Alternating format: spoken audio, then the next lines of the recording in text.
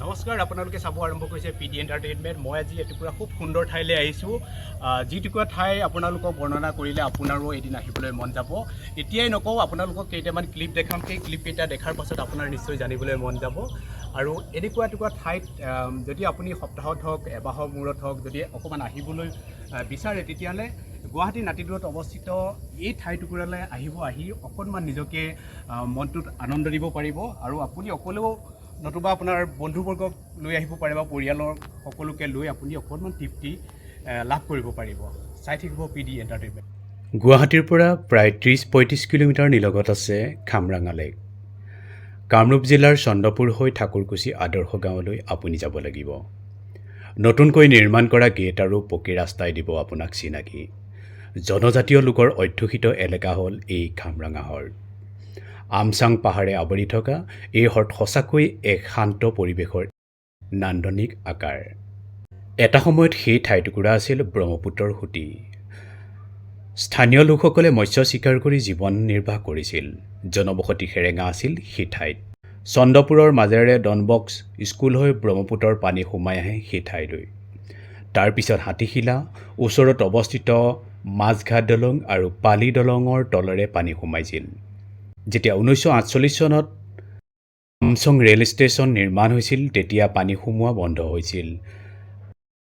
পানী পাৰ হৈ যাব নোৱাৰাৰ বাবে মাছঘাটত থকা দলঙেৰে পানী সেই সুঁতিলৈ সোমাইছিল। তাৰপিছত মানুহে দখল কৰি বসতি কৰিবলৈ লোৱাত পানী সোমোৱা ঠাই সৰু হৈ গ'ল। এতিয়া সেই আগৰ তুলনাত কমকৈ পানী আহিবলৈ ল'লে। সেই সময়ত তাত কাৰ্বি, বড়ো, নেপালী আৰু বাগানীয়া লোকসকলে বসবাস কৰিছিল।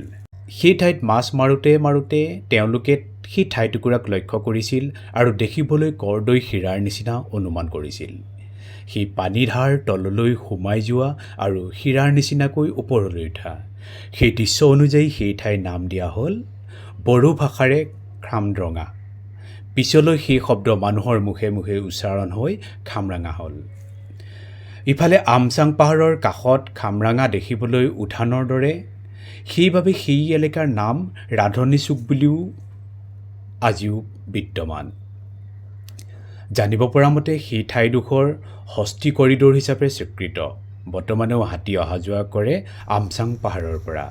হাতীয়ে কিছুদিনৰ আগতে মানুহ মৰা উদাহৰণো আছে।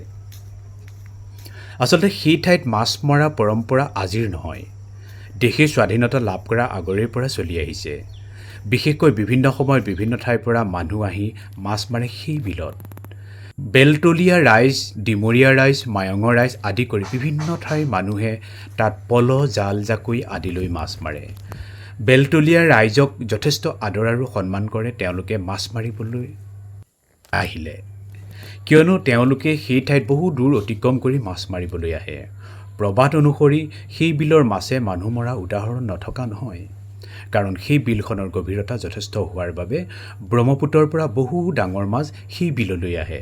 শিল আৰু শিল, এইবোৰ চব গোটেই শিলেই শিল। ক'ত আছো? বিলৰ কাষত যিটো পাহাৰ আছে, পাহাৰ কাটি ইয়াত বৰ সুন্দৰকৈ পৰ্যটকৰ কাৰণে আকৰ্ষণীয় কৰি তুলিছে। ইয়াত ফুপাইছে কেলে? ফুপাইছে কেলে? মই শিল বহুত বগালোঁ, শিল বগাই এনেকৈ আহিছোঁ ওপৰলৈ। আৰু ঝৰ্ণা ইয়াতে বৈ থাকে, কিন্তু আজি বহুত কম আছে, তথাপিতো চিপকৈ বৈ আছে। খুব ভাল লাগিছে। সকলো আহিব এনেকুৱা আমৰেঙা বিলত আহি অকণমান সময়ৰ কাৰণে যদি মনোৰঞ্জন ল'ব পাৰে, নিজকে খুব ভাল লাগিব। খুব এটা শান্তশিষ্ট পৰিৱেশ। আমি আকৌ আহিম ন? চিয়'ৰ আকৌ আহিম। আৰু অলপ দিনৰ পাছত ইয়াৰ সৌন্দৰ্য আৰু শ্ৰীবৃদ্ধি হ'ব। এয়া আমি আছোঁ।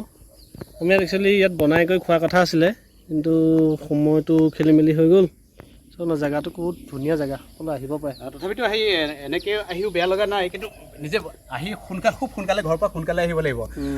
যদি আমি 8টামান বজাত ওলাই দিওঁ, তেতিয়াহ'লে 10টামান বজাত ইয়াত পাই গ'লে তাৰপিছতে খানাটো বনাই নিজে আৰু গুৱাহাটীৰ ওচৰৰে জেগাটো হয় নাই? ওচৰত গুৱাহাটীৰ নাতিদূৰত অৱস্থিত। চন্দ্ৰপুৰৰ পৰা ই মনোৰমা বিলখনৰ সৌন্দৰ্য উপভোগ কৰিব এই সৌন্দৰ্যত পাব আপুনি জীৱনৰ অনুপম আনন্দ এই আনন্দ আপুনি বেলেগত ক'তো বিচাৰি নাপাব আৰু ইয়াতে থলুৱা হোটেল থলুৱা খাদ্য আপুনি যি লাগে আপুনি মানে থলুৱা বুলি কওঁতে আপুনি বুজি পাইছে মই নকওঁ আপোনালোকে নিজে আহিব নিজে আহি থলুৱা খাদ্য আপোনালোকে খাবহি খুব ভাল লাগিব খুব কম দামত আপোনালোকে সেই থলুৱা খাদ্যখিনি খাবলৈ পাব আৰু বাঁহেৰে ঘৰ নিৰ্মাণ কৰিছে সাঁকো নিৰ্মাণ কৰিছে দলং নিৰ্মাণ কৰিছে সেইবিলাকো আপোনালোকে উঠা নাই বা দেখা নাই তেতিয়াহ'লে এই খামৰেঙা বিলত আহি পেলাই সেইখিনিও আপুনি মনোৰঞ্জন ল'ব পাৰে আৰু চাৰিওফালে সেউজীয়া ক্ৰমান্বয়ে গুৱাহাটী বিশেষকৈ মহানগৰত হেৰাই গৈছে এই সেউজীয়া মনোৰম যদি অকণমান ল'বলৈ মন আছে বা আপুনি যদি খুব শুদ্ধ অক্সিজেন যদি আপুনি গ্ৰহণ কৰিব বিচাৰে তেতিয়াহ'লে এই বিলখনলৈ আহি আপোনাৰ দিনটো খুব সুন্দৰ হ'ব চাই থাকিব PD এণ্টাৰটেইনমেণ্ট আন এটা নতুন ব্লগ লৈ মই আপোনালোকৰ মাজলৈ আকৌ আহিম bye bye tata bye bye আমিও যাওঁ আহি থাকিম